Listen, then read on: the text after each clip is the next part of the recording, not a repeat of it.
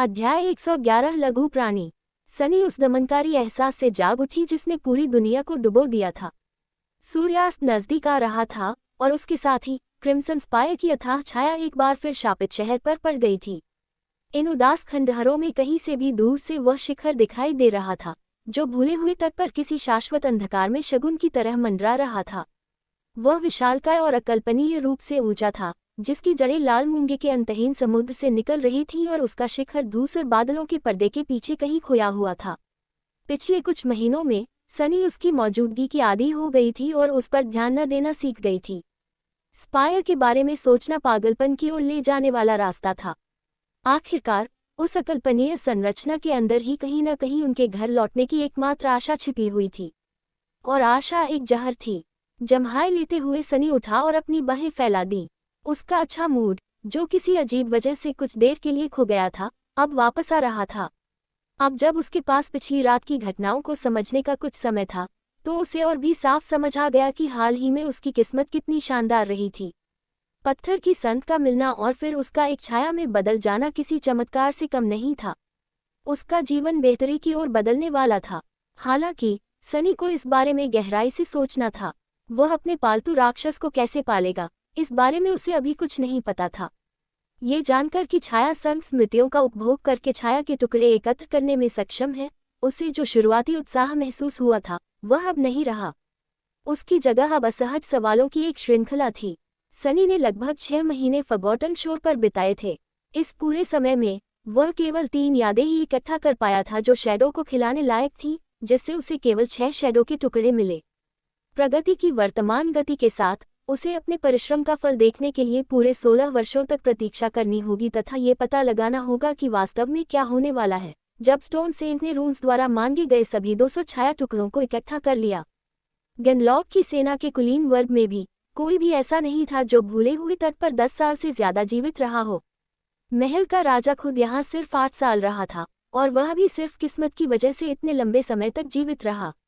माना कि घातक पत्थर के शूरवीर को समीकरण में शामिल करने के बाद सनी की युद्ध क्षमता नाटकीय रूप से बढ़ जाएगी, लेकिन फिर भी ये बहुत लंबा था। उसे कुछ सोचना ही था। जब वह हिसाब लगा रहा था, सनी की नज़र उस लोहे के संदूक पर पड़ी जिसमें उसने बड़ी मेहनत से जमा की हुई आत्मा के टुकड़ों का खजाना रखा था। ध्यान भटकने से वह कुछ पलों के लिए ठिठक गया, फिर झिझकते हुए संदूक के पास गया और उसके ढक्कन को घूरने लगा। फॉरगॉटन शोर के मानकों के अनुसार वह एक अविश्वसनीय रूप से धनी व्यक्ति था। उसकी दौलत उसे महल में बहुत सी चीजें खरीदने में मदद कर सकती थी, अपेक्षाकृत साधारण से लेकर दुर्लभ और दुर्लभ तक। कुछ चीजें जो निराशा के उस गर्त में आसानी से खरीदी जा सकती थीं, उनके बारे में वह सोचना भी नहीं चाहता था। हालांकि उसे सबसे ज्यादा दिलचस्पी बड़ी मात्रा में स्मृतियां हासिल करने की संभावना में थी। उपयोगी जादू से युक्त शक्तिशाली स्मृतियां सस्ती नहीं थीं। दरअसल वे बेहद महंगी थीं, लेकिन उसे उनकी गुणवत्ता की कोई परवाह नहीं थी। चून की स्टोन सेंट सबसे बेकार यादों से भी उतनी ही मात्रा में टुकड़े प्राप्त कर सकता था, इसलिए उसे केवल मात्रा की आवश्यकता थी। अगर वह अपने सारे शॉट्स खर्च कर दे तो उसकी शक्ति में तुरंत ही काफी वृद्धि हो जाएगी। भविष्य में वह छाया की खेती भी दुगुनी गति से कर पाएगा। आधी सामग्री राक्षसों को मारकर प्राप्त की गई स्मृतियों से आएगी और आधी उन स्मृतियों से जो वह राक्षसों द्वारा छोड़े गए आत्मा शौध से खरीदेगा। इससे कुल समय सीमा कुछ हद तक कम हो जाएगी। हालांकि इस योजना में एक बड़ी समस्या थी। एक बार जब सनी ने ढेर सारे सोल शॉट्स खर्च करने शुरू कर दिए तो जाहिर है कि वह लोगों का ध्यान अपनी ओर खींचेगा। बेतरतीब और बेखौफ बदमाशों से निपटना जो उसे लूटने की कोशिश करते, भले ही सुखद न हो, लेकिन कोई बड़ी समस्या नहीं थी।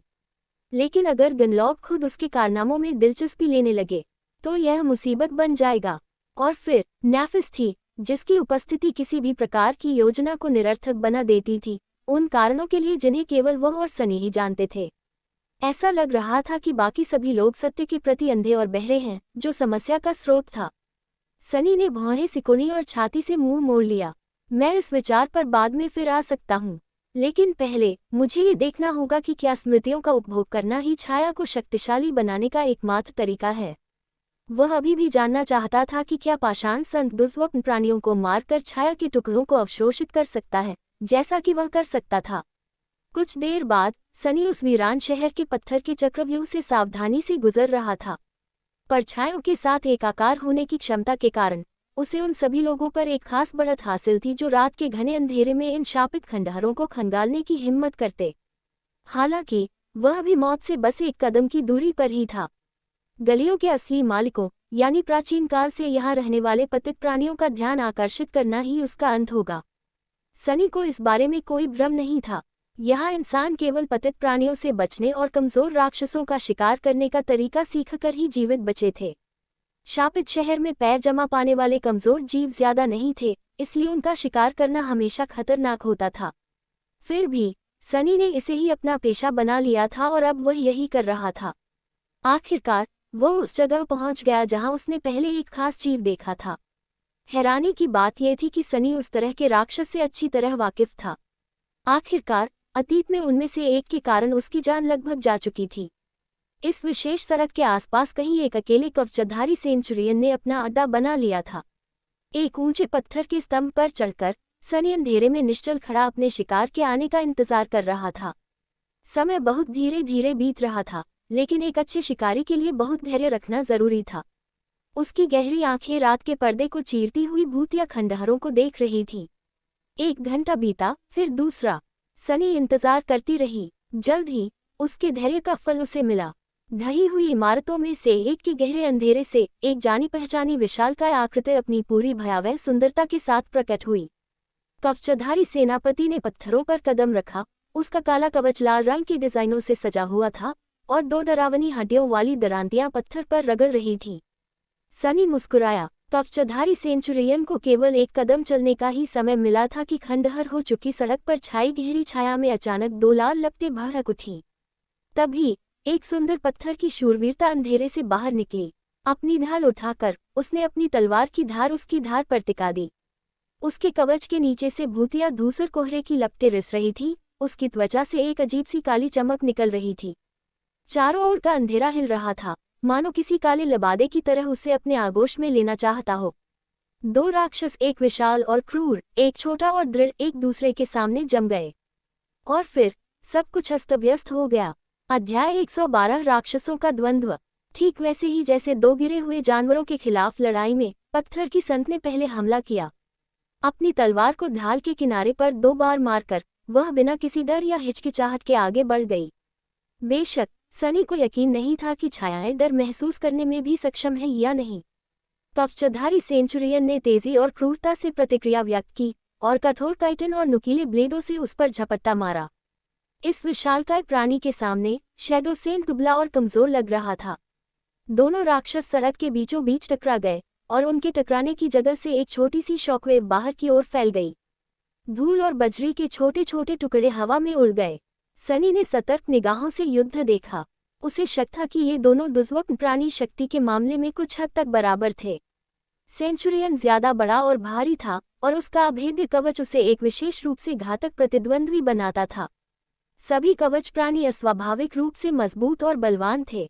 उसे पहुंच और द्रव्यमान का भी फायदा था। अपने भारी कवच और पत्थर जैसी बनावट के कारण शैडो सेन भी उतनी ही लचीली थी। अपने छोटे कद के बावजूद इस खूबसूरत शूरवीर में अद्भुत शक्ति थी।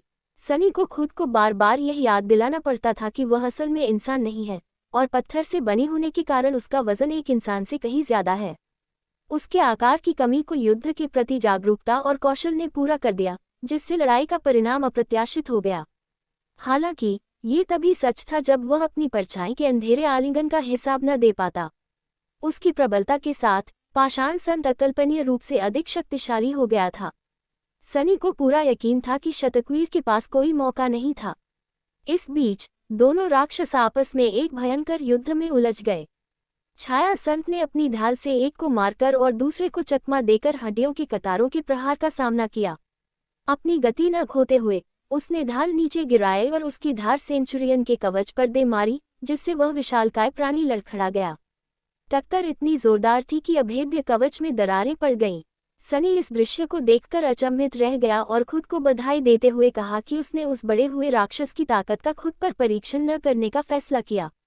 अपने बनाए हुए छेद का इस्तेमाल करते हुए स्टोन सेंट ने अपने धड़ को घुमाया और ढाल के अग्रभाग से एक जोरदार वार किया, जिससे वह फिर से उसी जगह पर लगा। पहले से ही क्षतिग्रस्त चिटिन प्लेट टूट गई, जिससे उसके नीचे का मुलायम मांस दिखाई देने लगा। एक क्षण बाद वह उस क्रूर कवचधारी प्राणी के भयंकर प्रतिशोध से बचने के लिए आगे बढ़ रही थी। वह सुंदर शूरवीर अपनी चाल में कंजूसी बरत रहा था, हर वार को नपीतुली सटीकता से चकमा दे रहा था। यद्यपि सनी युद्ध कला में नौसिखिया था, फिर भी उसने इतना सीख लिया था कि वह स्टोन सेंट की लड़ाई में एक विशिष्ट युद्ध शैली के संकेत को पहचान सके। उसकी पूरी तकनीक सरलता और गति की किफायतीपन पर आधारित थी, हर क्रिया सोची समझी और कुशल थी। मजबूत ब्लॉक, चकमा और विक्षेपण के साथ जमीनी फुटवर्क और समय पर किए गए जवाबों को मिलाकर शैडो रक्षा और आक्रमण के बीच एक स्पष्ट अंतर पैदा करने में सक्षम थी, जहां रक्षा ठोस और अदम्य थी, जबकि आक्रमण अचानक और अपरिहार्य था।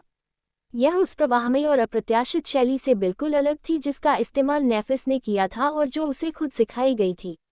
अब जाकर सनी को एहसास हुआ कि उसने जिन बुनियादी काटा और रूपों का अभ्यास किया था, वे वास्तव में बहुत अनोखे और असामान्य थे।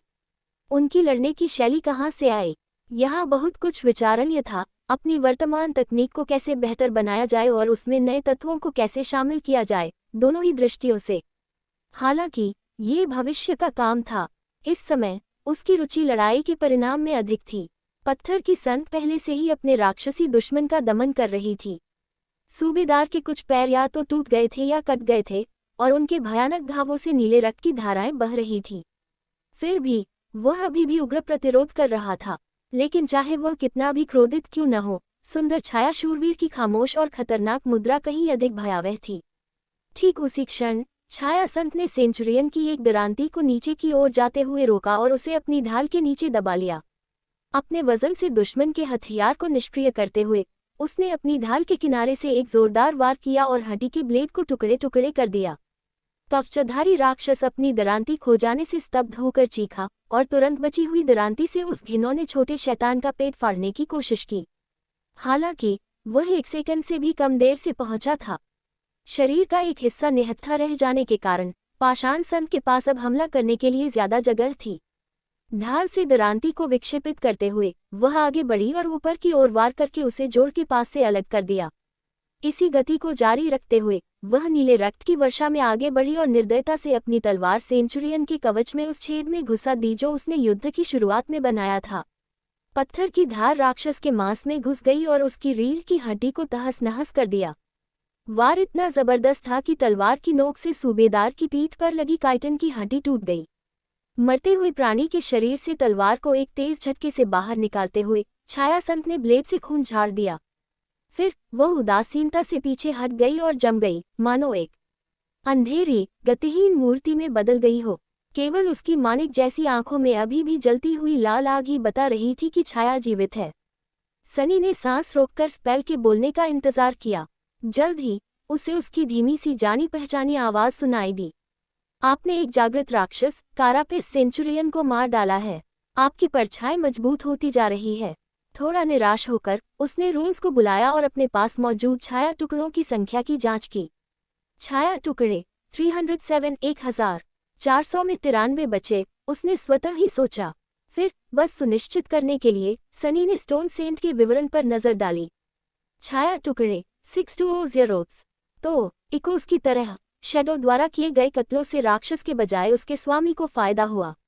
ऐसा लग रहा था मानो स्मृतियों का सेवन ही स्टोन सेंट को खिलाने का एकमात्र तरीका था।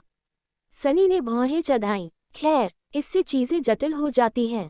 अध्याय 113 अंधेरा कुआं। छाया संत द्वारा निर्दयतापूर्वक कवचधारी सेंचुरियन को नष्ट कर देने तथा सनी के इस संदेह की पुष्टि कर देने के बाद कि वह उस तरीके से उसका पोषण नहीं कर पाएगा, उसके पास करने के लिए कुछ भी नहीं बचा था।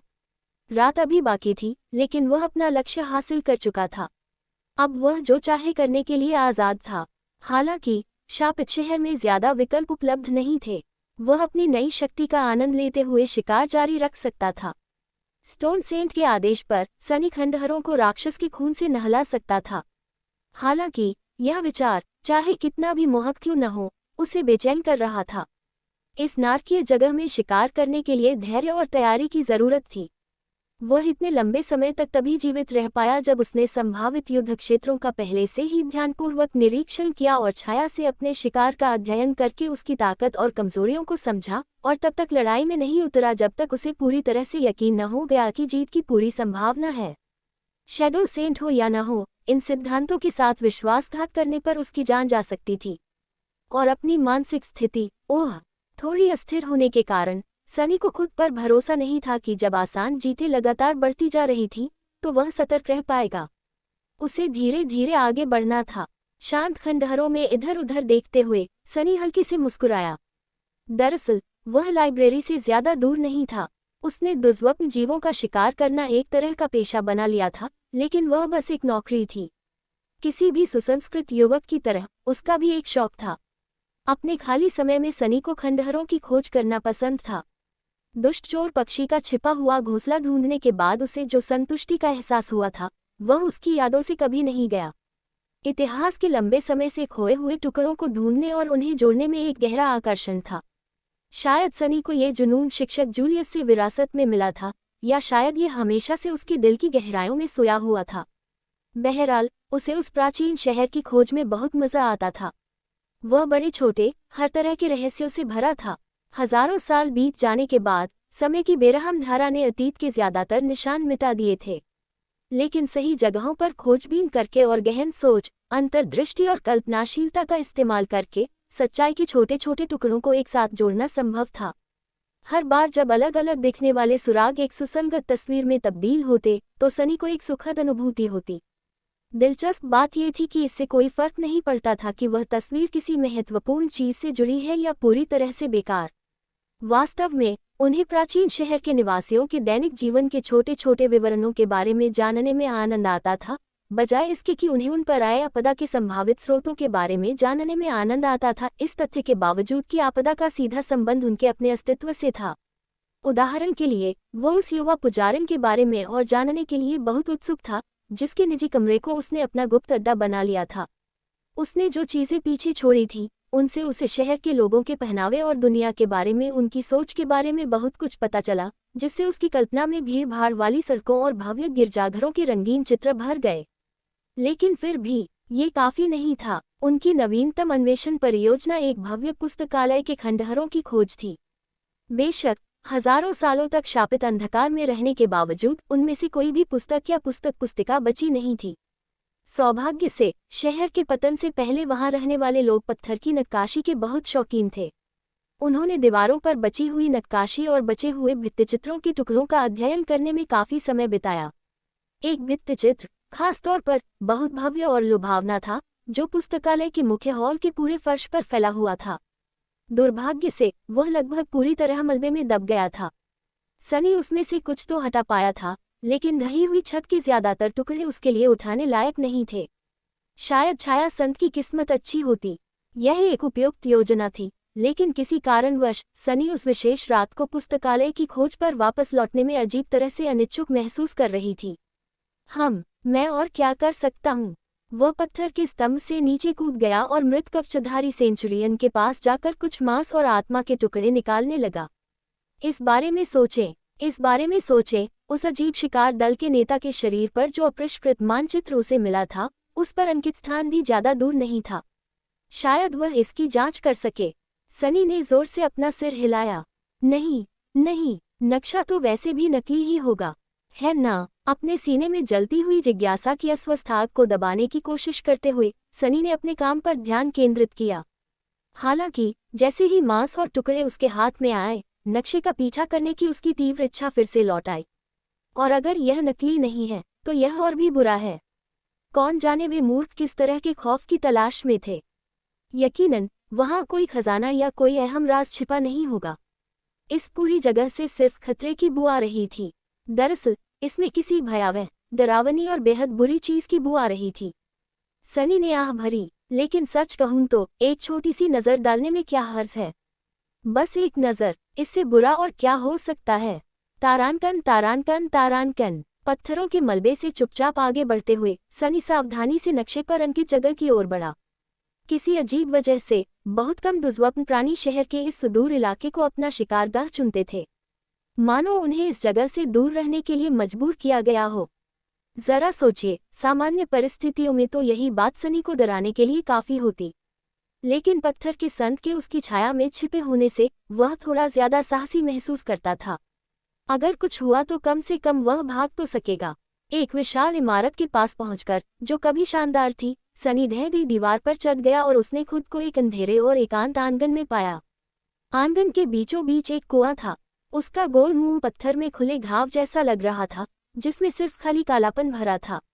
कुआं एक अजीब, अलंकृत लोहे की जाली से ढका हुआ था।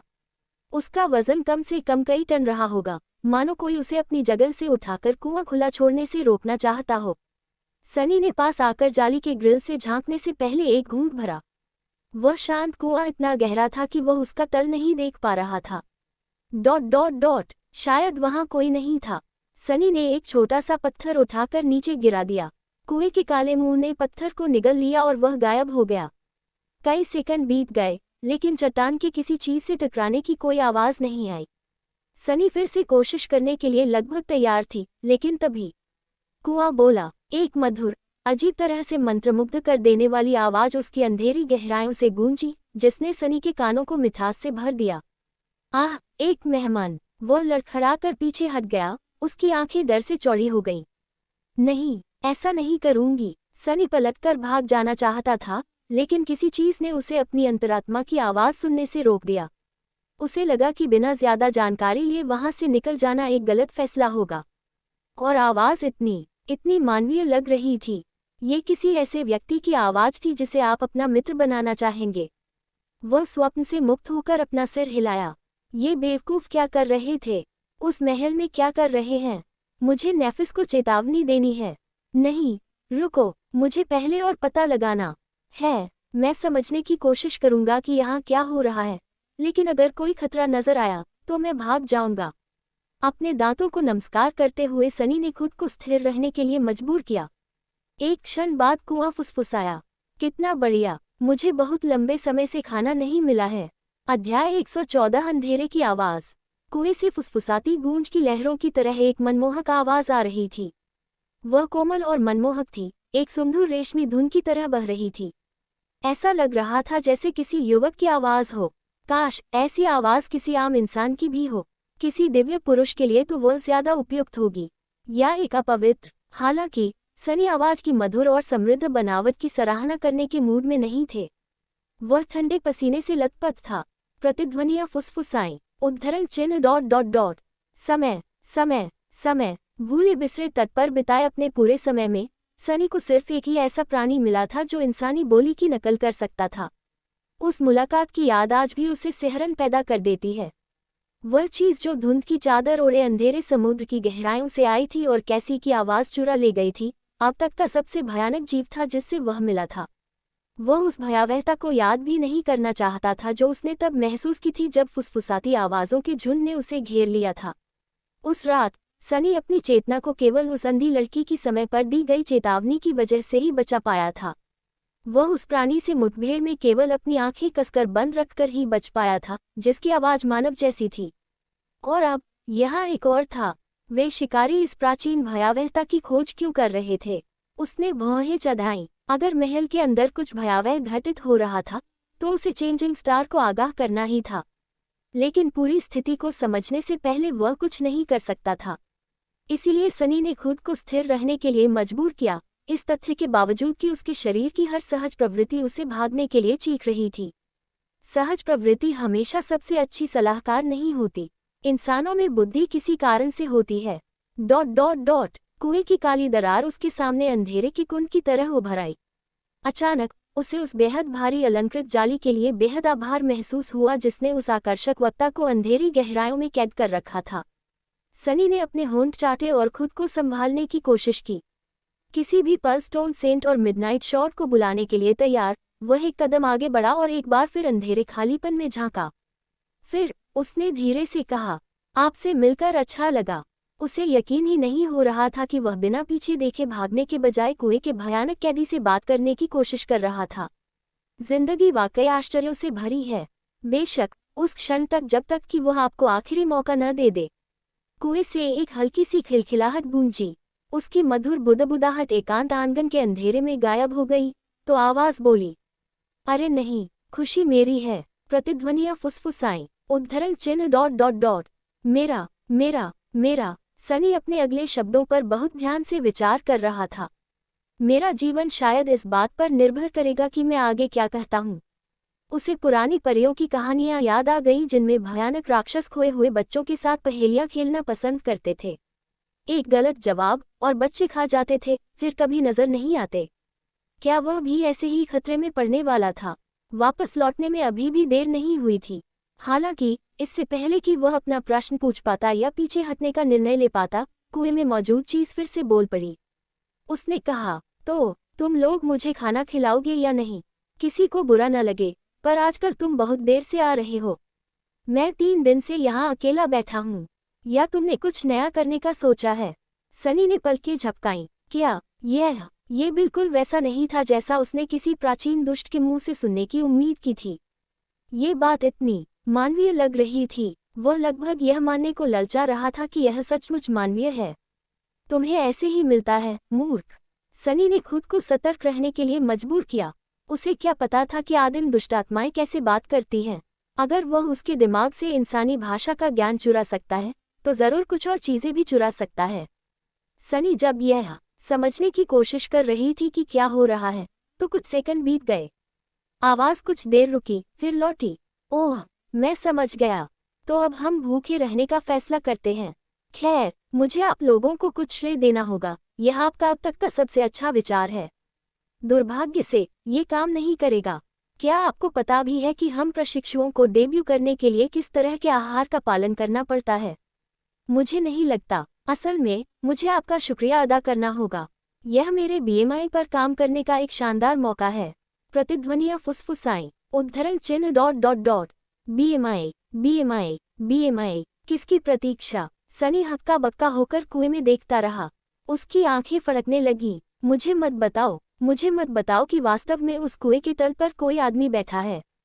ऐसा महसूस करते हुए कि जैसे दुनिया अचानक से कोई अर्थ रखना बंद कर दे, उसने अपनी कनपटियां रगड़ीं, फिर एक अजीब स्वर में पूछा, आप कौन हैं? कुआं शांत हो गया। सनी ने याद करने की कोशिश की कि उस मनमोहक आवाज ने उससे पहले क्या कहा था।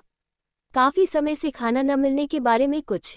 उस वक्त यह बात जरूर अशुभ और डरावनी लग रही थी, लेकिन अगर वह इसे थोड़ा अलग नजरिए से देखे, अगर शिकारियों का वह समूह जिन्हें उसने मौत की घाट उतारा था, किसी कैदी को खाना पहुंचाने जा रहा होता, तो समझ आता कि उस बेचारे को कुछ खाने क्यों छोड़ने पड़े। लेकिन वे किसी को खंडहरों के इस सुदूर क्षेत्र में कैद क्यों रखेंगे? इसी बीच आवाज फिर से बोली। इस बार वह तनावपूर्ण लग रही थी। रुको, तुम उनमें से नहीं हो। तुम नहीं हो। ओह, हे भगवान! सनी ने अपने चेहरे को हाथ से ढक लिया। उसे एहसास हुआ कि आगे क्या होने वाला है। हे भगवान, यह कोई इंसान नहीं है। हे भगवान, मैं मरने वाला हूँ। उन मूर्खों ने आखिरकार मुझे मार ही डाला। खंडहरों के बीच एक कुएं के अंदर बंद एक स्लीपर के दृष्टिकोण से केवल 2 प्रकार के प्राणी उसे खोजने के लिए यहाँ आ सकते हैं, या तो उसके अपहरणकर्ता या दुर्स्वप्न प्राणी। सनी ने अपना आखिरी सवाल पूछकर खुलासा किया कि वह अपहरणकर्ताओं में से नहीं था, जिससे एक और संभावना ही बचती है। ये तथ्य कि वह रात में अकेले कुएं के पास आया था और रास्ते में रोशनी के लिए किसी चीज का इस्तेमाल नहीं किया था, इस निष्कर्ष पर पहुंचना और भी आसान हो गया। रुको, ये बोलता है। हे भगवान, मैंने भूले हुए तट पर केवल एक अन्य प्राणी के बारे में सुना है जो मानव बोली की नकल कर सकता है। नहीं, नहीं, नहीं, इस तरह नहीं। अरे, उसकी आवाज वाकई बहुत अच्छी है। निराशा से भरी होने पर भी यह खूबसूरत है। क्या ये तो बस एक आवाज है? मैं इससे इतना मोहित क्यों हूँ? ओह, क्या वो इंसानी आवाज सुनने के लिए इतना बेताब था? क्यों? वो अपने आप ठीक ठाक था। कमाल है, बिल्कुल पहले से भी बेहतर। कार्य पर ध्यान केंद्रित करो। लेकिन वास्तव में कार्य क्या था? सनी ने कभी नहीं सोचा था कि इस कच्चे नक्शे के आखिर में उसे कोई इंसान मिलेगा। अब उसे क्या करना चाहिए था? मुझे लगता है पहला कदम ये पता लगाना होगा कि कुएं में पड़ा आदमी कौन है और वह वहां कैसे पहुंचा। फिर मैं तय कर पाऊंगा कि उसके साथ क्या करना है, या मुझे कुछ करना भी चाहिए या नहीं। लेकिन समस्या यही छिपी थी। सबसे पहले सनी को कुएं में पड़े युवक को यह विश्वास दिलाना था कि वह भी वास्तव में एक इंसान है। सनी ने अपनी परछाई की ओर देखा। वह कुछ असहाय महसूस कर रहा था। साया अपना पेट पकड़े हुए झुका हुआ था। उसके कंधे कांप रहे थे। अध्याय 115 बुलबुल। सनी वास्तव में समझ सकता था कि खूबसूरत आवाज वाले युवक के नजरिए से स्थिति कितनी खराब लग रही थी। एक भयानक अंधेरे कुएं के पास जाने से भी बदतर बात यह हो सकती है कि आप ये सोचते हुए उसके अंदर जाएं कि एक प्राचीन और पूरी तरह से दुष्ट प्राणी छिपा हुआ है, और वास्तव में उस भयानक अंधेरे कुएं के अंदर बंद हो जाएं और यह सोचे कि कोई घृणित चीज ऊपर से आपको देख रही है। अगर हालात बहुत बिगड़ जाते तो कम से कम सनी के पास बच निकलने का मौका तो था। कुएं में पड़े बेचारे के पास भागने की कोई जगह नहीं थी। बेशक ये संभावना अभी भी बनी हुई थी कि यह सब किसी बेहद भयानक राक्षस द्वारा किया गया एक धूर्त कृत्य हो। सनी को दूसरे सिद्धांत की पड़ताल करते समय इस बात को ध्यान में रखना था। तो अगर वह सचमुच इंसान है तो मैं उसे कैसे यकीन दिलाऊं कि मैं राक्षस नहीं हूं? सनी के लिए यह कोई आसान काम नहीं था। वह शुरू से ही लोगों से बातचीत करने में कभी अच्छा नहीं रहा था, और 3 महीने के पूर्ण अलगाव ने हालात को और भी बदतर बना दिया। अब तो सनी को भी कभी कभी खुद से बात करते समय असहजता महसूस होने लगती थी। ओह, कैसी क्या कहेगी? उसने अपना गला साफ किया। क्या आप इंसान हैं? मैं भी इंसान हूँ, मैं भी इंसान हूँ, हम दोनों इंसान हैं। बहुत बढ़िया काम किया, बेवकूफ़। उस घिनौनी कोशिश के बाद सनी को ये जानकर जरा भी हैरानी नहीं होगी कि वह असल में इंसान ही नहीं है। भला कौन ऐसी बातें करता है? कुएं में बैठा युवक चुप हो गया। फिर उसने मन ही मन कहा, हाँ, मेरे लिए तो सब कुछ खत्म हो गया है।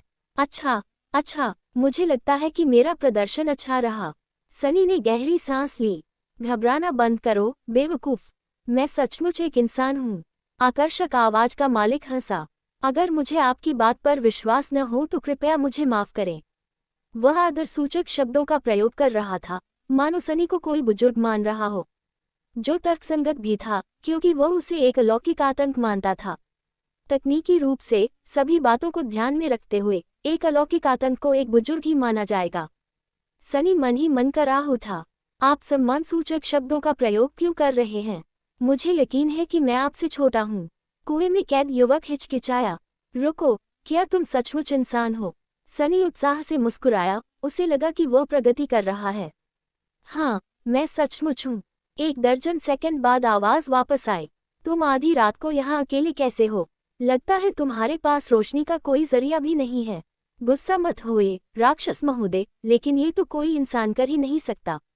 शायद अगली बार जब तुम मासूम आत्माओं को खाने निकलो तो तुम्हें अपनी कहानी पर थोड़ा और काम करना चाहिए। बस एक दोस्ताना सलाह। सनी ने आह भरी। बहुत मज़ेदार है। मैं रात में शहर में घूम पाता हूँ क्योंकि मेरी दृष्टि मुझे अंधेरे में छिपने की अनुमति देती है।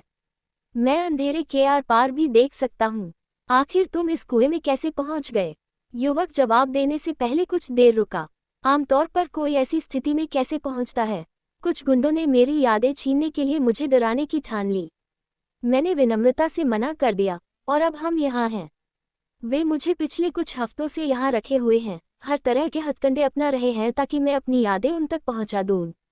लेकिन मुझे कहना होगा कि उनकी कोशिशें बहुत ही बेढंगी थीं।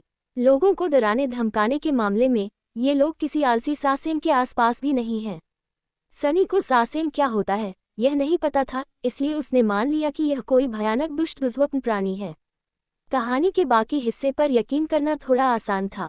बेशक किसी कैदी को रखने के लिए खंडहरों को चुनना बेशक किसी खास किस्म के मूर्ख की ही जरूरत होती है, लेकिन ठग अपनी बुद्धिमत्ता के लिए नहीं जाने जाते। इसके अलावा उनकी योजना तब तक बहुत अच्छी तरह से काम करती दिख रही थी जब तक कि उन्हें सनी से टकराने का दुर्भाग्य नहीं हुआ। खैर, अब उसे समझ आ गया था कि ये पूरा मामला क्या है। बस एक थकाऊ इंसानी काम। कैसे निराशाजनक है। नाफिस और कैसी को भी किसी तरह का खतरा नहीं था, कम से कम इस झंझट से तो नहीं। रहस्य सुलझ गया था। उसने इस बकवास में पूरी रात बर्बाद कर दी थी। मैं समझ गया। खैर, अलविदा। सनी ने झुंझलाहट भरी आह भरते हुए मुड़कर जाने की कोशिश की, लेकिन उस खूबसूरत आवाज के मालिक ने उसे रोक दिया। रुको, रुको, क्या तुम सचमुच इंसान हो? सनी ने मुंह बनाया। हाँ, मैंने तुम्हें पहले ही बता दिया है। कुएं में कैद युवक ने जल्दी से पूछा, क्या तुम मुझे यहाँ से निकाल सकते हो? मुझे लगता है कि वे लोग आज रात वापस नहीं आएंगे। अगर तुम मुझे भागने में मदद करोगे तो मैं तुम्हारी मदद कर दूंगा। सनी ने अपने सिर के पीछे खुजलाया, फिर भौहें सिकुड़ी। किस तरह से? थोड़े समय के विराम के बाद वह आकर्षक आवाज फिर लौटी, इस बार कुछ हिचकिचाहट के साथ। खैर, शायद तुम्हें पता ना हो, पर मैं बहुत अमीर हूँ। मेरे महल में आत्मा के टुकड़ों का पूरा भंडार है। कुछ लोग तो ये भी कह सकते हैं कि मेरे पास बहुत कम दौलत है। अगर तुम मुझे इस गड्ढे से निकाल दोगे तो उसका आधा हिस्सा तुम्हारा होगा। कम से कम 10 टुकड़े तो होंगे ही। सनी को अचानक एक विचार आया। बेशक उसे उस युवक द्वारा दिए जा रहे 10 टुकड़ों की जरूरत नहीं थी, हालांकि उसके पास ये टुकड़े होना बहुत उपयोगी साबित हो सकता था। अगर वह अपने सोल शॉट्स के भंडार से मेमोरीज खरीदते समय बेवजह की नजरों से बचना चाहता था तो उसे एक उपयुक्त प्रतिनिधि की जरूरत थी। एक स्लीपर जिसके पास खुद के ढेर सारे शॉट्स हों और जो सनी का भी उतना ही ऋणी हो, एक आदर्श उम्मीदवार था। वे मुस्करा उठे। क्या लोगों को पता है कि आपके पास बहुत धन है? युवक ने उत्तर दिया। उसकी आवाज में थोड़ा आश्चर्य था। क्या वे जानते हैं? हाँ, मुझे लगता है कि वे जानते हैं। मैं समय समय पर काफी खर्च करने के लिए जाना जाता हूँ, मनोरंजन पर और साथ ही कुछ और चीजों पर। मैं कला का संरक्षक हूँ, ऐसा कहा जा सकता है। बिल्कुल सही। इसलिए किसी को आश्चर्य नहीं होगा यदि वह अचानक यादों पर पैसे खर्च करना शुरू कर दे। हालांकि एक छोटी सी समस्या थी। सनी जाली तो हटा सकता था, लेकिन उस बेचारे को उस अकल्पनीय रूप से गहरे कुएं से बाहर निकालने का उसके पास कोई उपाय नहीं था। अगर वह प्रॉलिंग थॉर्न का इस्तेमाल भी करता तो उसे शक था कि वह दृश्य डोर इतनी दूर तक पहुंच पाएगी। उसकी अधिकतम लंबाई इतनी प्रभावशाली नहीं थी और वह निश्चित रूप से खुद उस खौफनाक कुएं में नहीं चढ़ने वाला था। इसके अलावा उसे उस आकर्षक युवक की पहचान पर अभी भी थोड़ा शक था। उसे लगभग यकीन था कि वह इंसान ही है, लेकिन बाकी बचा हुआ जरा सा शक उसके डर को और भड़काने के लिए काफी था। थोड़ी देर हिचकिचाने के बाद सनी ने कहा, तुम्हारा नाम क्या है? मधुर आवाज ने उत्तर दिया, ये काय है। सनी ने आह भरी। खैर काय, मैं नहीं जानता कि तुम्हें ये कैसे बताऊं, लेकिन जब तक तुम उड़ नहीं सकते मैं तुम्हें भागने में मदद नहीं कर पाऊंगा। युवक चुप हो गया। एक लंबे मौर्चे से सन्नाटे के बाद उसने फिर अजीब लहजे में कहा, उद्धरण चिन्ह ... मैं कर सकता हूँ। सनी ने पलकें झपकाईं। क्या उसने गलत सुना? नहीं, ऐसा होना नामुमकिन था ...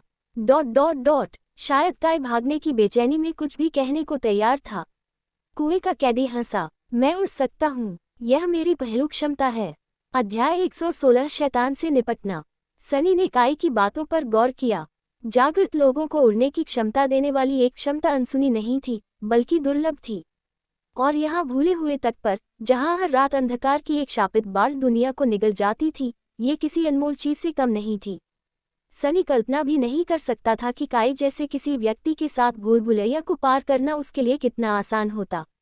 अचानक ये बात ज्यादा समझ में आ गई कि उसके जैसे किसी व्यक्ति के पास आत्मा के टुकड़ों का इतना छोटा सा भंडार क्यों होगा। इससे ये भी समझ में आया कि उसके अपहरणकर्ता उस युवक से यादें छीनने की इतनी नरमी से कोशिश क्यों कर रहे थे। जिंदा रहते हुए वह कहीं ज्यादा कीमती था। सनी कुछ देर तक बिना हिले डुले कुछ सोचता रहा। थोड़ी देर बाद काय फिर बोला। उसकी मधुर आवाज में थोड़ी आशंका थी। अच्छा, क्या तुम मेरी मदद करोगे? सनी ने आह भरी और कुएं की अंधेरी दरार की ओर वापस चला गया। ठीक है, मैं ये जाली हटा दूंगा और तुम उड़कर बाहर आ सकते हो। हालांकि मुझे तुम्हारे टुकड़ों की जरूरत नहीं है। अगर तुम वहां से जिंदा बाहर आना चाहते हो तो तुम्हें मेरे लिए कुछ करना होगा। कुएं का कैदी थोड़ा हिचकिचाया, फिर सावधानी से पूछा, क्या? सनी मुस्कुराया। जब तुम्हें जरूरत होगी मैं तुम्हें बता दूंगा। चिंता मत करो, यह कोई गंभीर बात नहीं है। मुझे बस महल के अंदर कुछ काम निपटाने में मदद चाहिए। तो क्या हमारा सौदा पक्का हुआ या नहीं? अगर नहीं तो मैं चला जाऊंगा। मैंने यहाँ पहले ही काफी समय बर्बाद कर दिया है। काय को ज्यादा देर तक सोचने की जरूरत नहीं पड़ी। जल्द ही उसकी आवाज अंधेरे से फिर गूंजी, हम पास एक सौदा है। यह अजीब तरह से शांत लग रहा था, मानो युवक ने भाग्य को स्वीकार कर लिया हो। सनी ने थोड़ा भौहें चढ़ाईं और कहा, बहुत बढ़िया। एक और बात, अगर तुम हमारा समझौता तोड़कर भाग गए तो मैं तुम्हें ढूंढ कर मार डालूंगा। यह कोई धमकी नहीं, सिर्फ तथ्य है, समझे? काय ने जवाब देने से पहले थोड़ी देर रुककर पूछा। हाँ, कोई समस्या नहीं। सनी ने कुएं की काली गुफा में झांका और झिझका। उसे कमोबेश यकीन था कि काय इंसान ही है, लेकिन अगर वह इंसान नहीं था तो उसे तुरंत कार्रवाई के लिए तैयार रहना था। उसके मौन आदेश का पालन करते हुए पाषाण सन छाया से बाहर निकली और कुएं के पास घुटनों के बल बैठ गई और अपने हाथों से जाली को पकड़ लिया। उसके दस्ताने का स्टील अलंकृत लोहे से रगड़ खा रहा था और कुछ प्रत्यक्ष प्रयास के साथ उसने धीरे से भारी जाली को एक तरफ सरका दिया। पत्थर पर लोहे के घिसने की कर्कश आवाज सुनकर सनी सिहर उठा। उसके हाथों में मिडनाइट शॉट प्रकट हुआ और उसने दृढ़ निश्चय के साथ युद्ध की मुद्रा में खुद को नीचे कर लिया। कुएं से जो भी निकलता वह उसका सामना करने के लिए तैयार रहता था। कुछ सेकंड बीत गए, हर पल मानो अनंत काल सा बीत गया। सनी तनाव से अपने सामने फैले घने अंधेरे को घूर रहा था, ये देखने के लिए कि क्या कुएं के कैदी पर भरोसा करना सही है या नहीं। फिर कई और सेकंड बीत गए और फिर कुछ नहीं हुआ। ओह, सनी ने अपना सिर झुकाया, फिर कुछ चिढ़कर पूछा, क्या तुम ऊपर नहीं आओगे? थोड़ी देर बाद अंधेरे से एक बार फिर वह मनमोहक आवाज गूंजी, उद्धरण चिन्ह ... देखिए, मैंने अभी कुछ सोचा है। सनी ने आह भरी और अपनी तलवार थोड़ी नीचे कर ली। यह क्या है? काई कुछ देर तक चुप रहा, फिर थोड़ी सावधानी के साथ उत्तर दिया, अरे, बात बस इतनी है कि ये जाली इतनी भारी है कि जब मैंने इसे हिलाने की कोशिश की तो ये हिली तक नहीं। असल में इसे ठीक से रखने में मेरे सभी 6 अपहरणकर्ताओं को लग गया, और वे सभी बड़े ताकतवर आदमी थे। तो वह हिचकिचाया, मुझे पता है कि हम दोनों पहले ही ये तय कर चुके हैं कि हम दोनों इंसान हैं, और ऐसा नहीं है कि मुझे आपकी ईमानदारी पर संदेह है, लेकिन क्या आप मुझे ये बताने में संकोच करेंगे कि आप अकेले ही यह सब कैसे दूर कर पाए?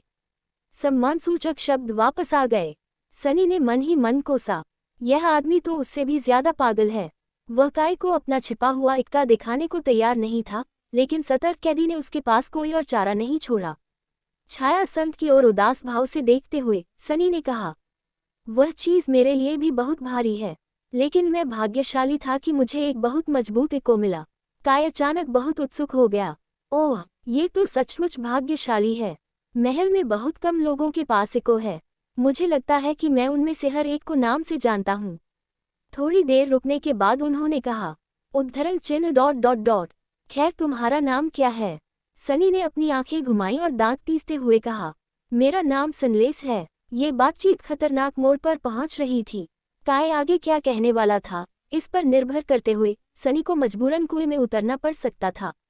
खूबसूरत आवाज वाले युवक को बचाने के लिए नहीं, बल्कि उसे हमेशा के लिए चुप कराने के लिए। इस बीच काय अचानक हंस पड़ा, सूर्यहीन, ये नाम ऐसा नहीं लगता कि केवल आत्माभक्षी राक्षस को ही इस नाम से पुकारा जाता होगा। इसकी तो कोई संभावना ही नहीं है ना? ये कहने के बाद वह फिर से हंसे, इस बार उनकी आवाज में हताशा का भाव था। हालांकि तब भी काय की हंसी कानों को बहुत अच्छी लग रही थी, उसकी मनमोहक आवाज से भी ज्यादा, लेकिन सनी उसकी मधुर ध्वनि की कद्र करने के मूड में नहीं था। भगवान, इस पर लानत है। सनी ने अपनी कनपट्टियां रगड़ी। किसी ने उस पर भरोसा क्यों नहीं किया? वह कितना ईमानदार नौजवान था, दुनिया का सबसे ईमानदार नौजवान। सच में परेशान होकर उसने सपाट स्वर में कहा, बहुत मजेदार है। अब इससे पहले कि मैं अपना विचार बदल दूं, उस कुएं से बाहर आ जाओ। अंततः काय ने हंसना बंद किया और कहा, महल में उस नाम का कोई नहीं है, कम से कम किसी के पास इक्को तो नहीं है। क्या आप शायद बाहरी बस्ती में रहते हैं? ओह, अब छोड़िए भी। अपने मन में बढ़ते दोष के दबाव को महसूस करते हुए सनी ने अपनी आंखें बंद कर ली और सच्चाई से उत्तर दिया, नहीं। काय ने अपना गला साफ किया, तो तुम वो हो जो रात में अकेले शापित खंडहरों में घूमता है, कम से कम 6 आदमियों जितनी ताकत रखता है, महल की दीवारों के पार अंधेरे में रहता है और खुद को सूर्यहीन कहता है। क्या मैं कुछ भूल गया? सनी ने मुंह बनाया, जरूरी नहीं। कुछ पलों तक सन्नाटा छाया रहा। फिर कुएं के कैदी ने गहरे हास्य से भरी आवाज में कहा, क्या आप ऐसे प्राणी से मिलने के लिए इस कुएं से बाहर निकलेंगे? शापित रात के अंधेरे में छुपकर सनी ने थोड़ी धमकी के साथ मुस्कुराते हुए कहा, अगर मैं आपकी जगह होता तो मैं ऐसा करता, और मुझे लगता है कि आपको भी ऐसा करना चाहिए। जानते हो क्यों? थोड़ी देर रुकने के बाद काय ने सच्ची दिलचस्पी से पूछा, क्यों? सनी ने मुस्कुराना बंद कर दिया और अपनी आवाज में एक ठंडी उदासीनता को आने दिया, क्योंकि मैं उस ग्रेड को कभी भी वापस रख सकता हूँ। काय के जवाब का इंतजार किए बिना उसने पत्थर के संत को जाली को थोड़ा सा हिलाने का आदेश दिया। कुछ ही पल बाद पत्थरों से लोहे के रगड़ने की भयानक आवाज फिर से उसके कानों में गूंजने लगी। लगभग तुरंत ही कुएं के कैदी ने अपना सुर बदल दिया, ओह ठीक है, रुको रुको। छाया संत ने जाली को खोल दिया, जिससे एक बार फिर से एकाकी आंगन में शांति छा गई। काय कुछ देर तक चुप रहा और फिर निराश अनिच्छा से बोला, उद्धरण चिन्ह ... बेहतर होगा कि तुम राक्षस न बनो, ठीक है? दूर रहो, मैं बाहर आ रहा हूँ। अध्याय 117 क्रूर अन्याय। सनी ने महसूस किया कि एक हल्की हवा उसके गालों को हल्के से छू रही है, और फिर कुएं के अंधेरे में कुछ हलचल हुई। मिडनाइट शॉट की मूठ को कसकर पकड़े हुए वह सबसे बुरे के लिए तैयार हो गया। अंधेरी दरार के दूसरी ओर शैडो सेंट ने धीरे से अपनी ढाल उठाए और अपनी तलवार की धार उसके किनारे पर टिका दी। Dot dot dot. हालांकि उन्हें डरने की कोई बात नहीं थी। कुछ क्षण बाद एक सुंदर आकृति हवा में प्रकट हुई, कुएं के ऊपर उठी और फिर धीरे से उसके सामने के पत्थरों पर उतरी। सनी के मुंह का कोना फड़क उठा। उस मनमोहक आवाज का मालिक वाकई इंसान था। वह एक नौजवान था जिसने हल्के रंग का कवच पहना हुआ था। उसके घने गहरे भूरे बाल और मनमोहक हरी आंखें थीं। उसका ये कवच चमकीले भूरे चमड़े से बना था, जिसके नीचे गहरे नीले रंग की कड़ाई वाले कपड़े थे। हालांकि एक पल के लिए उसने कामना की कि काई वास्तव में एक राक्षस निकले, क्योंकि उस आदमी के पास न केवल सबसे आकर्षक आवाज थी जो उसने कभी सुनी थी, बल्कि वह बेहद खूबसूरत भी था। ईमानदारी से कहूं तो ये बिल्कुल अनुचित था।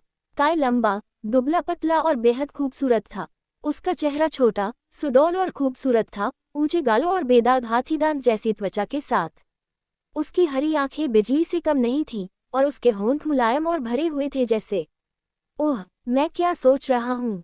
इसके अलावा ऐसा लगता था कि उसमें एक खास तरह का गर्म आकर्षण था जो कुछ लोगों को लगभग अप्रतिरोध्य रूप से आकर्षक बना देता था। सनी को ये जानकर कोई आश्चर्य नहीं होगा कि जब भी वह यूं ही काई के पास से गुजरता तो लड़कियों का झुंड उसके पैरों पर गिर पड़ता। शायद कुछ लड़के भी। इससे भी बुरी बात यह थी कि वह कमीना सचमुच एक अच्छा इंसान लग रहा था। उसके सुंदर चेहरे पर अहंकार या हकदारी का जरा भी नामोनिशान नहीं था। उसकी आंखों में हास्य की चंचल चमक छिपी थी, और कोई भी पूरी तरह से आश्वस्त था कि जब काई मुस्कुराता था तो उसके गालों पर प्यारे से गड्ढे पड़ जाते थे। आप उस आदमी से नफरत भी नहीं कर सकते। गहरे अंधेरे गड्ढे में बिताए 2 सप्ताह भी उसके आकर्षण में कोई कमी नहीं ला सके। संक्षेप में, काई सनी द्वारा अब तक देखा गया सबसे खूबसूरत इंसान था, यहाँ तक कि अन्य जागृत लोगों की तुलना में भी। वह उन पर्दे के आदर्शों में से एक लग रहा था जिनके प्रति लोग दीवाने थे, बस व्यक्तिगत रूप से वह उससे भी ज्यादा आकर्षक था। सनी ने खुद की ओर देखा और गुस्से में दांत पीसने की तीव्र इच्छा महसूस की। खैर, ये तो बस एक क्रूर अन्याय है, बस इतनी सी बात है। इस बीच काई ने छाया संत की जलती हुई मानिक जैसी आंखों को देखा, जो रात के पूर्ण अंधेरे में प्रकाश का एकमात्र स्रोत थी, और उसके चेहरे पर एक पीला भाव आ गया। अरे नहीं, आखिरकार यह एक राक्षस है। सनी अपनी आत्मदया से विचलित हुआ और पलकें झपकाईं। फिर कुछ द्वेषपूर्ण भाव से उसने कहा, मैं तुम्हारे पीछे हूँ, बेवकूफ। काई ठिठक गया, फिर धीरे से पलटकर उसका सामना किया। सनी ने ये जरूर देखा कि उस युवक ने अपना एक हाथ आगे बढ़ाया था। जाहिर है कि वह किसी भी स्मृति को हथियार की तरह बुलाने के लिए तैयार था। अंधेरे में अंधे होने के कारण काई उसे देख नहीं सका। अच्छा, चलो, इस बंदे को कुछ पल के लिए ये पता ही न चलने दे कि मैं उतनी सुंदर नहीं हूँ जितनी वो है। पूरी तरह से शांत होने का नाटक करते हुए सनी ने शांत स्वर में पूछा, क्या मैंने तुम्हें नहीं बताया कि मेरे पास एक इको है? वो वहाँ है। हाँ, कुछ, यानी वो मेरी आंखें नहीं हैं। सुंदर स्लीपर कुछ सेकंड के लिए हिचकिचाया, फिर बोला, सूर्यहीन, तुम सचमुच मनुष्य हो। उस पल तक दोनों एक दूसरे के लिए बस बेजान आवाजें थीं। लेकिन अब, जबकि सनी ने पहले ही यह सुनिश्चित कर लिया था कि काई कोई प्राचीन आतंक नहीं है, या कम से कम ऐसा नहीं दिखता, कुएं का पूर्व कैदी अभी भी अंधेरे में था, शाब्दिक और लाक्षणिक दोनों ही रूपों में। पिछली बार जब मैंने जांच की थी तब मैं अभी भी मनुष्य ही था। हाँ, यदि आपके पास प्रकाश उत्पन्न करने की स्मृति है तो आप उसे बुला सकते हैं और स्वयं देख सकते हैं। काई रुक गया। क्या दुर्स्वप्न प्राणी प्रकाश से आकर्षित नहीं होंगे? स्मार्ट और सतर्क, मुझे वह पसंद है। सनी ने अपना सिर हिलाया। आमतौर पर वे ऐसा करते थे, क्योंकि यह आंगन वाकई एकांत है।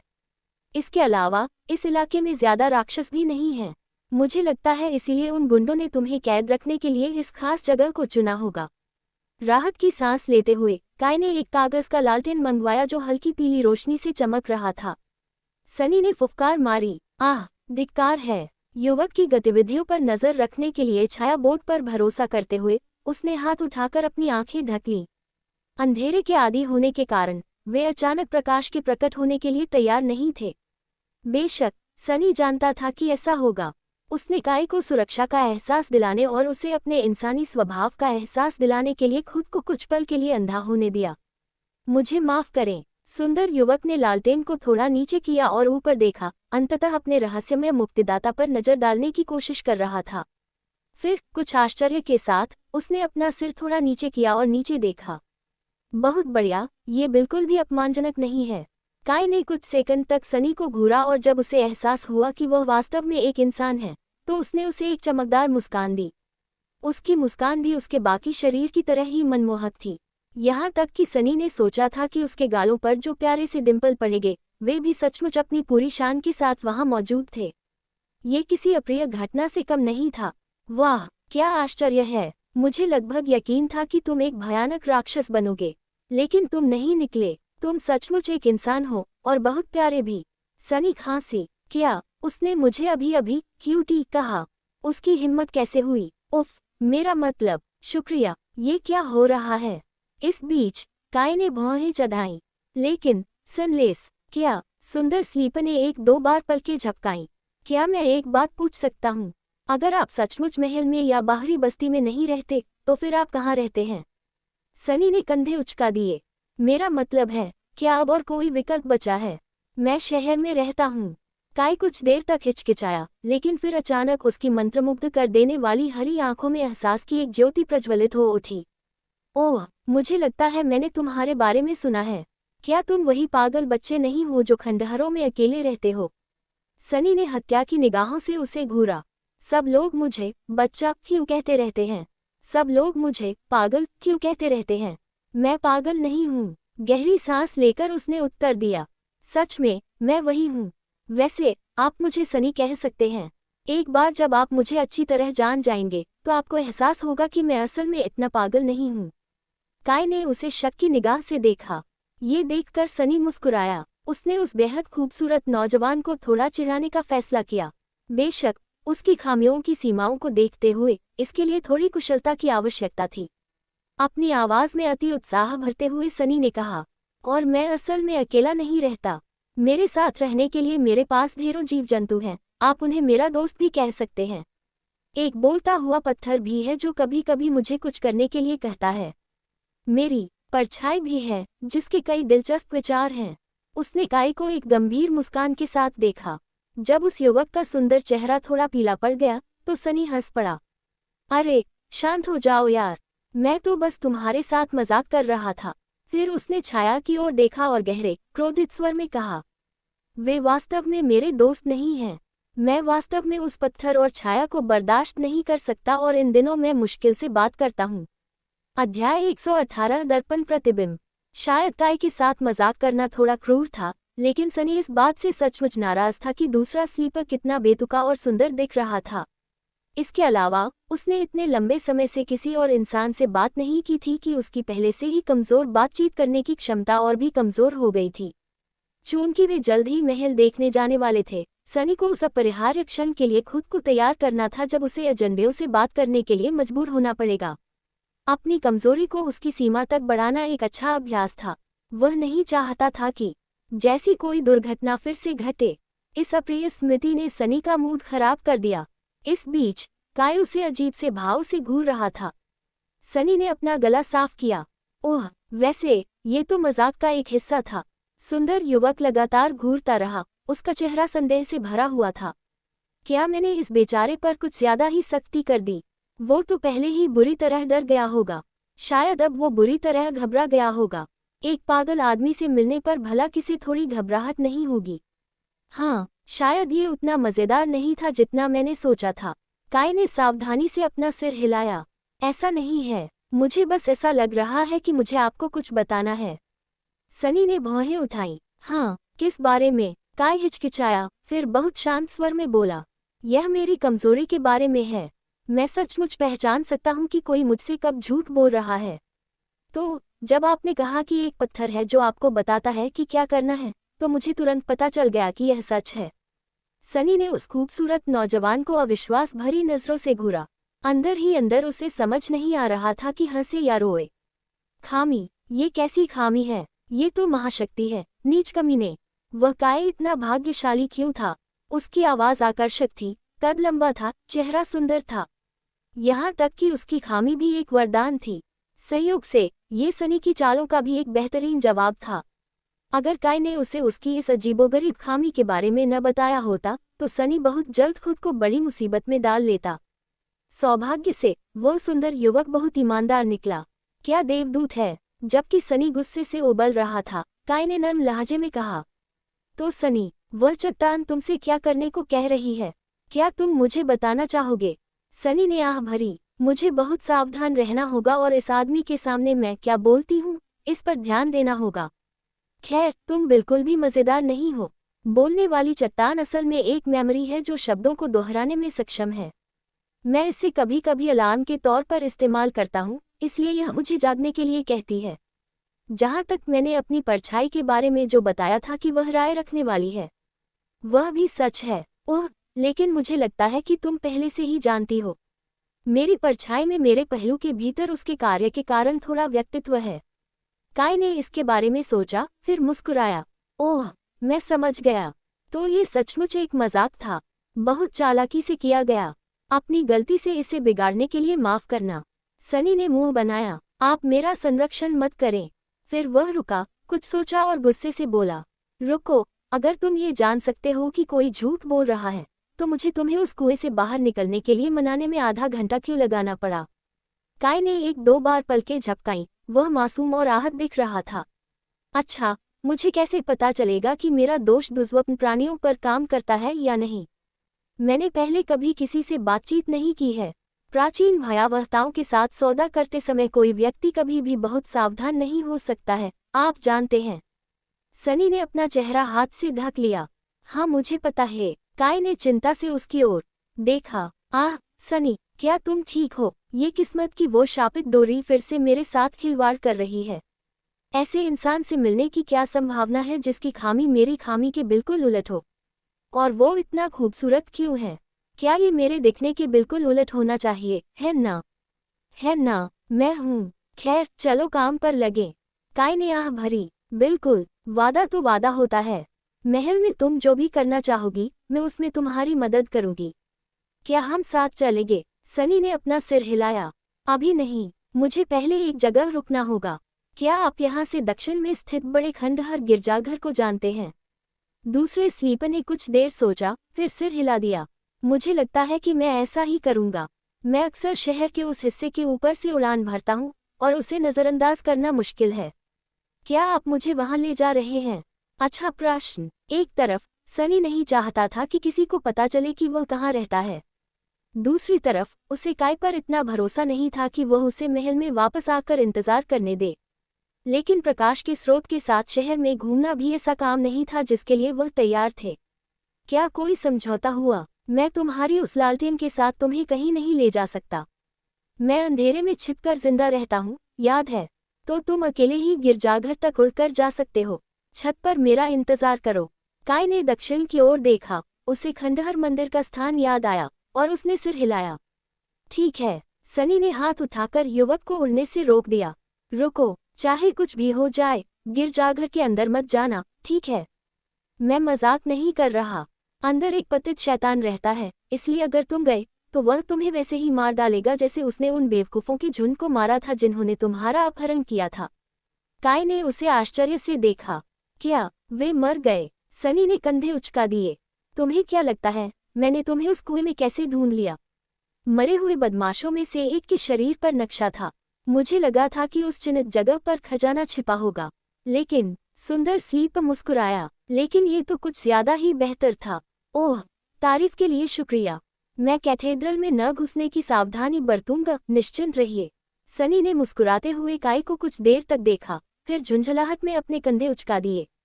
जरूर, तो फिर तुम जाओ, और याद रखना अगर तुम हमारा समझौता तोड़ोगे तो मैं उद्धरण चिन्ह डॉट डॉट डॉट मुझे ढूंढो और मार डालो। हाँ, चिंता मत करो सनी, मैं कभी कोई वादा नहीं तोड़ता। ये कहते हुए काई ने अपना सिर उठाया और ऊपर देखा।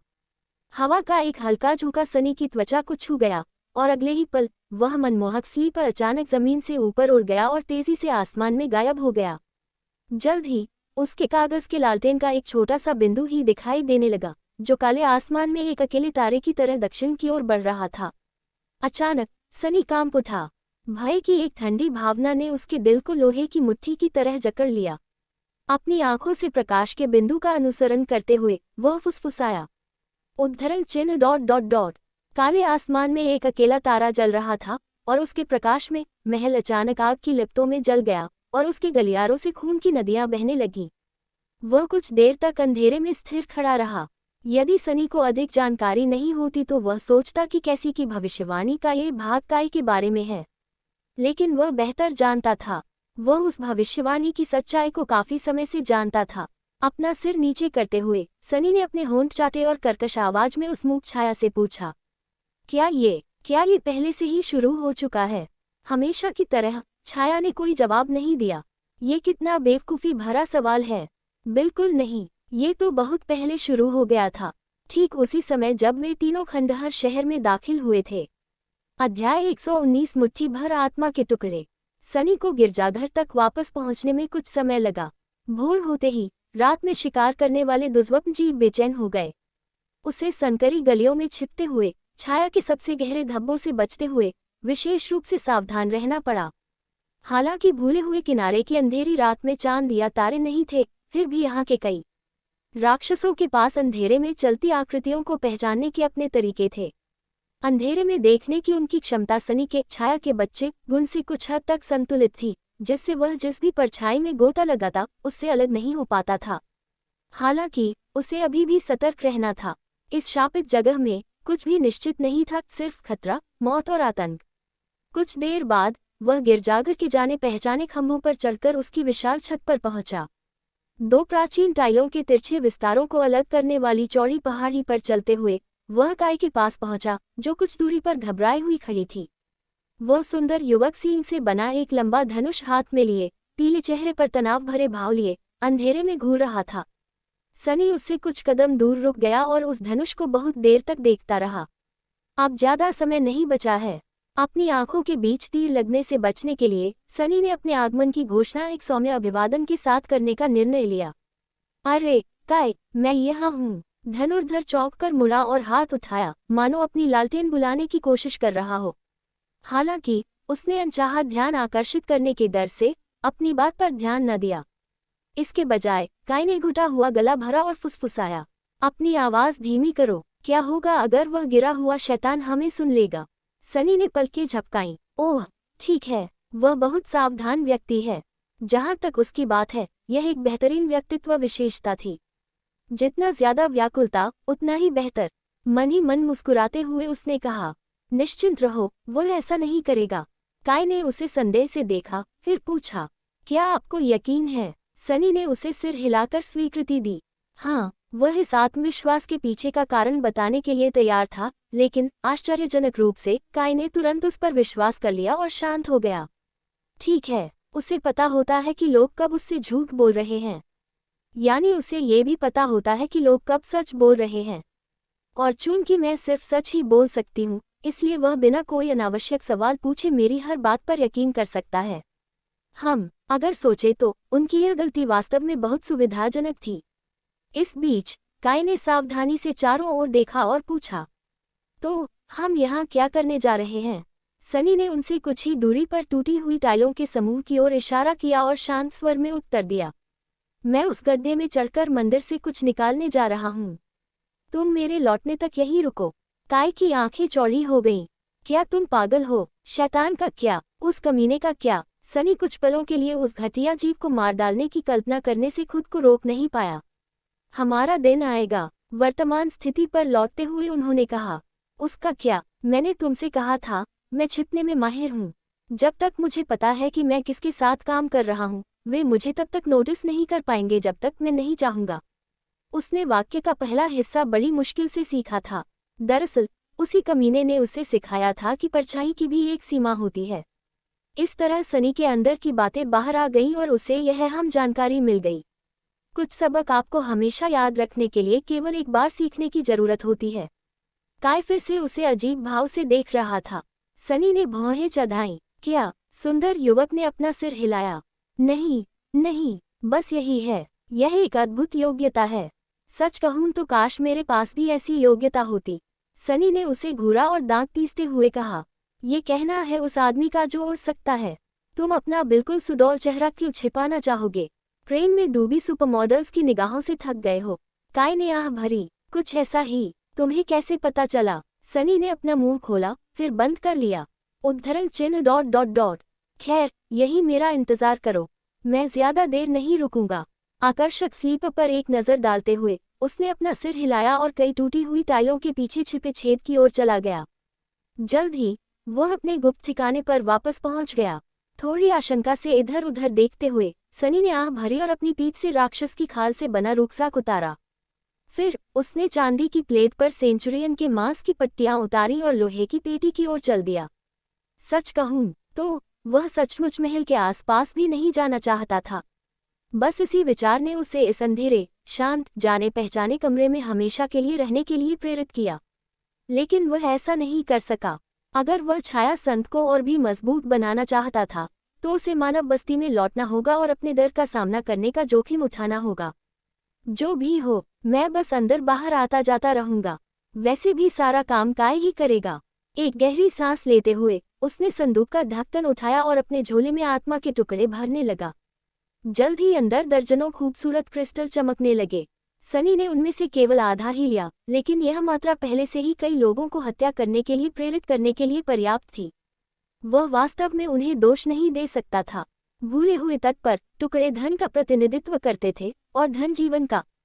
इसके बिना आप महल की सुरक्षा में अपने लिए जगह नहीं खरीद सकते थे या शहर की शापित भूल भुलैया में मौत का जोखिम उठाए बिना भोजन प्राप्त नहीं कर सकते थे।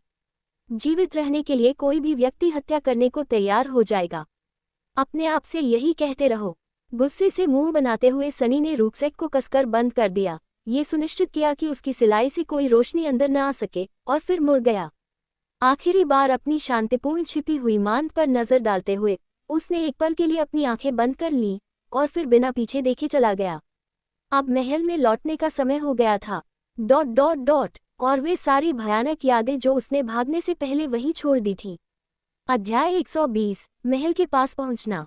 नवोदित भोर की भूतिया रोशनी में नहाए सनी और काय उस शापित शहर के खंडहरों से गुजर रहे थे। रात धीरे धीरे ढल रही थी। रात के पीछे हटने से उनमें से एक को ज्यादा सुरक्षा महसूस हो रही थी, जबकि दूसरे को दुनिया से छिपे उस जाने पहचाने अंधेरे के पर्दे के बिना बेचैनी हो रही थी। मैं तो लगभग भूल ही गया हूं कि सूर्योदय के समय ये स्थान कितना शोकाकुल दिखता है। दूर कहीं काले समुद्र की लहरें प्राचीन शहर की पत्थर की दीवारों पर अपने अनंत प्रहार को रोक रही थीं। ये दीवारें हजारों सालों की टूट फूट और दुर्व्यवहार को झेलते हुए काले पानी की एक बूंद भी अंदर नहीं आने दे रही थी। सनी को शक था कि ये दीवारें हजारों साल और बिना टूटे खड़ी रहेंगी। अचानक बेचैनी महसूस करते हुए उसने अपना सिर पश्चिम की ओर घुमाया और दूर से क्रिम्सन स्पायर का एक साया दिखाई दिया। ये भयावह संरचना भूले हुए किनारे पर किसी अपशकुन की तरह मंडरा रही थी, और जो कोई भी उसके पास जाने की हिम्मत करता उसके लिए विनाश का संकेत दे रही थी। उद्धरण ... शायद नहीं। सनी ने महल तक पहुंचने के लिए एक जटिल और घुमावदार रास्ता चुना था। काय, जो उस शापित शहर से कम परिचित था, बस उसके पीछे पीछे चल पड़ा। वह आकर्षक युवक सतर्क और संयमित था, उसका धनुष किसी भी क्षण बाण छोड़ने के लिए तैयार था।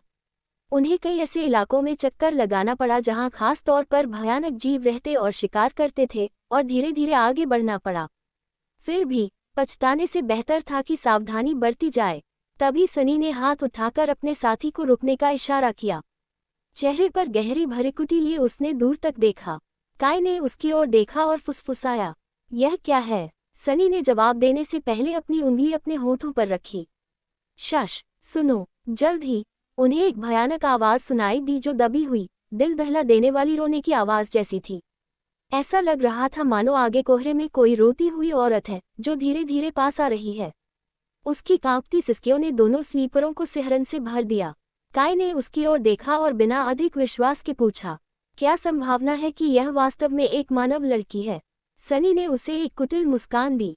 कम। बिना किसी चर्चा के वे मलबे के एक बड़े ढेर के पीछे छिप गए और इंतजार करने लगे।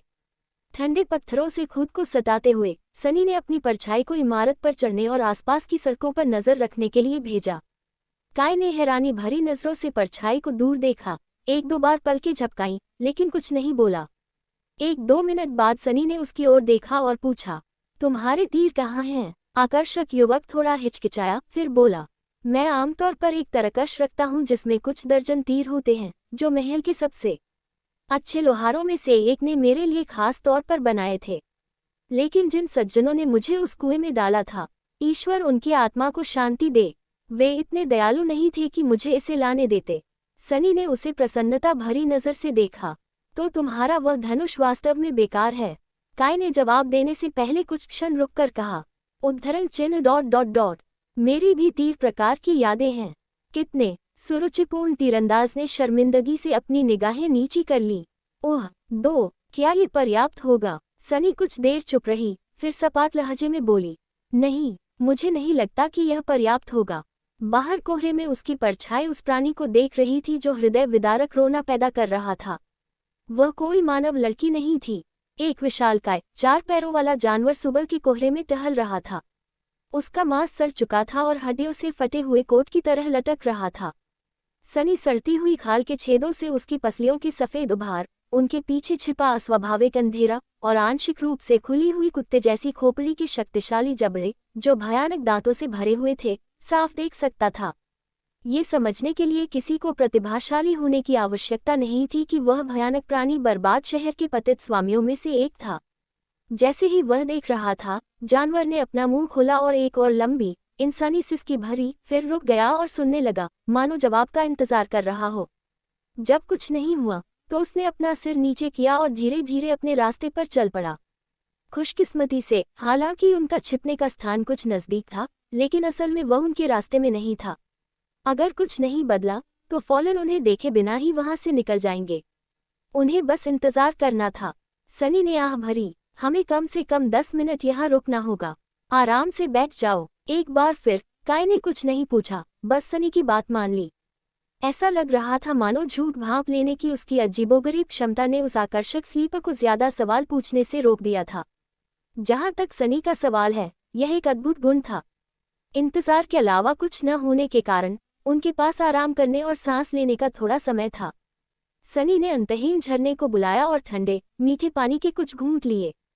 ये देखकर कि काय उसे घूर रहा है, वह थोड़ा झिझका, फिर उसे अपनी खूबसूरत कांच की बोतल दे दी। वह आकर्षक युवक लालच से पी रहा था, मानो कोई प्यास से मर रहा हो। जरा सोचिए तो, थोड़ा दोषी महसूस करते हुए सनी ने पूछा, आखिरी बार आपको पानी कब दिया गया था? काय ने खुद को बोतल से अलग किया, अपने होंठ पोंछे और खुशी से मुस्कुराया। आह, मुझे लगता है 2 या 3 दिन पहले। आपका बहुत बहुत धन्यवाद। उसने बोतल वापस कर दी और उत्सुकता से सनी की ओर देखा। अरे सनी, क्या मैं तुमसे कुछ पूछ सकता हूँ? सनी तनाव में आ गया और उसने आकर्षक तीरंदाज को एक गहरी नज़र से देखा। तुम कर सकते हो। हालांकि उसकी आंखों ने संकेत दिया कि उसे ऐसा नहीं करना चाहिए, लेकिन काय ने या तो उस खतरनाक निगाह को नोटिस नहीं किया या फिर वह इससे परेशान नहीं था। आप इस पिछले संक्रांति पर भूले हुए तट पर आए थे, है ना? हाँ। सनी ने सांस रोक ली, अंदाजा लगा रहा था कि खूबसूरत स्लीपर उससे क्या पूछने वाली है। वे भूल भुलैया में कैसे बच गए? उसने महल क्यों छोड़ दिया? खंडहरों में कैसे बच गया? ये सारे सवाल किसी बड़ी मुसीबत का कारण बन सकते थे। काय अपनी आंखों में उत्साह के साथ आगे झुका, एक पल के लिए हिचकिचाया और फिर बोला, क्या अभी चार्ट में सबसे शीर्ष संगीत वीडियो कौन सा है?